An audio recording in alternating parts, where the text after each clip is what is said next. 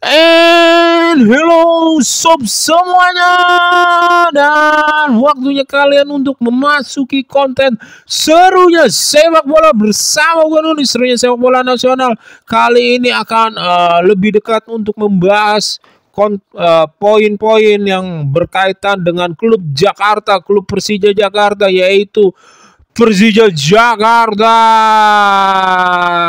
Oke, klub bola Persija Jakarta nampaknya akan melepas dua pemainnya. Yang satu sudah pasti, yang satu lagi masih masih tanda tanya, dia bener nggak mau pergi dari Persija Jakarta, bener nggak dia mau pergi kemana dengan status pinjaman atau memang benar-benar dilepas ke klub. Tapi kayaknya yang satu lagi tuh, kayak yang satu kan udah pasti siapa namanya, Syahrian Abimanyu ke Persik Kediri, nanti kita bahas juga Cok. Terus yang satu lagi yaitu Rico Simanjuntak yang terdengar kabarnya, rumornya itu nggak masuk dalam skema pelatih baru Marcio Souza, karena Marcio Souza lebih mengedepankan skuad Persija Jakarta dihuni dengan umur yang masih muda, yang masih dengan ngotot, yang masih mau masuk ke skemanya. Ya intinya Rico Simanjuntak ini nyatanya ya, kabarnya ya tidak masuk dengan perencanaan skemanya Marcio Souza, dibanding dengan umurnya yang udah tua. Waktunya kita Persija Jakarta mungkin yang dimau coach Marcio Souza juga regenerasi. Cuman kan Rico Simanjuntak ini benar-benar, kemarin juga gue melihat permainannya di Indonesia All Star, walaupun itu masih ajang uji coba pramusim gitu, benar-benar masih benar-benar berpengaruh, bisa mengangkat permainan klub, mungkin itu bisa menjadi pertimbangan untuk pelatih Marcio Souza. Dan gue harap gini loh, gue 50-50 untuk kehadiran Rico Simanjuntak.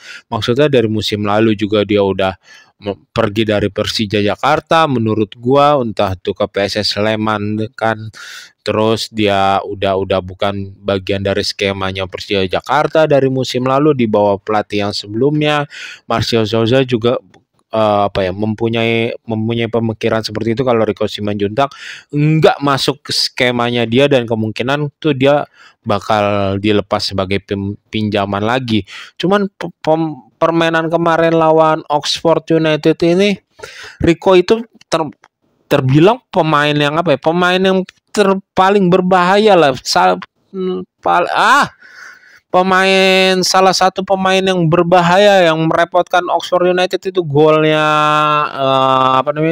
Indonesia All Star di luar dugaan. Oxford United itu nggak tahu kalau Indonesia All Star ini mempunyai kancil gitu, dan benar-benar bisa kancil yang bisa mencuri bola, dan dibuktikan gitu saat melawan Oxford United. Lawan Oxford juga kaget gitu, tapi emang itu blunder juga, kesalahan juga lawan Oxford, dan ya nggak bisa dijadikan parameter juga, itu cuma masih dalam keadaan pramusim. Oxford yang peringkat 17-18 musim lalu di Inggris sana, walaupun masih divisi 2, ya jelas banget kualitasnya berbeda sama Indonesia All Star gitu, masih jauh gitu. Walaupun Indonesia All Star juga ada momen-momen berapa bagusnya juga, walaupun baru 5 kali 6 kali pertemuan latihan, termasuk keren juga nih, bisa ada berapa menit tuh bisa mengimbangi Oxford United juga gitu, walaupun sering di pressing, sering melakukan kesalahan. Kipernya tapi bagus tuh, Reza Arya, walaupun dibobol Oxford bertubi-tubi, tetap save-nya kayak keren banget. Dia layak lah, kemarin sempat dijadikan pemanggilan timnas ya kalau tidak salah gitu.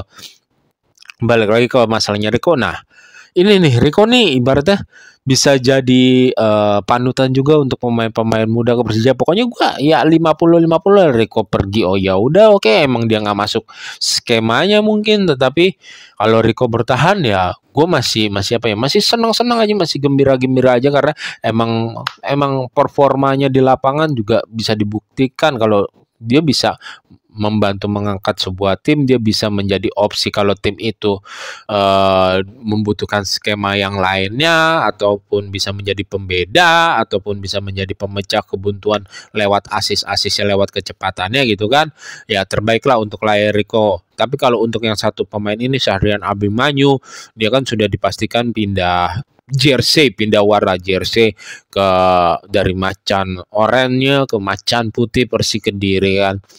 Ya, sukses juga buat Syahrian Abimanyu. Gue suka kok gaya permainan Syahrian Abimanyu, apalagi termasuk di zaman-zaman OP-nya Syahrian Abimanyu sebagai gelandang pengalir bola yang sangat-sangat brilian, yang sangat-sangat interest lah dalam memindahkan bola, visinya kan, dalam melambungkan drop ball, dalam memindahkan arah bola, dalam mengeluarkan posisi dari di pressing lawan gitu, sehingga bola jadi mengalir, bola jadi berjalan.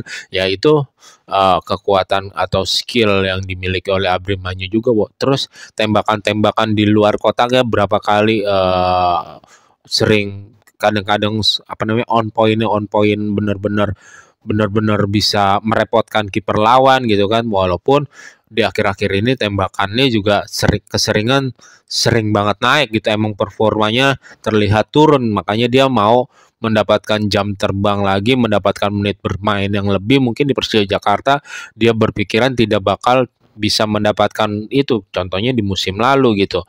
Ya memang udah, tapi kalau untuk dia intercept, untuk dia masuk cut inside, untuk dia muncul untuk dia membelah pertahanan lawan, itu bukan ritme, bukan gaya bermainnya Abimanyu banget. Tapi kalau passing memindahkan bola, visi bermain lewat true pass, yaitu salah satu kepiawaiannya Abimanyu. Semoga dia bisa menemukan kembali sentuhannya dengan bermain dengan ritme bermain yang lebih di Persik Kediri. Sukses buat Abimanyu, dan sekian konten serunya sepak bola bersama gua Nunuy. Jangan lupa untuk subscribe, comment, like, and share, and see you and bye bye.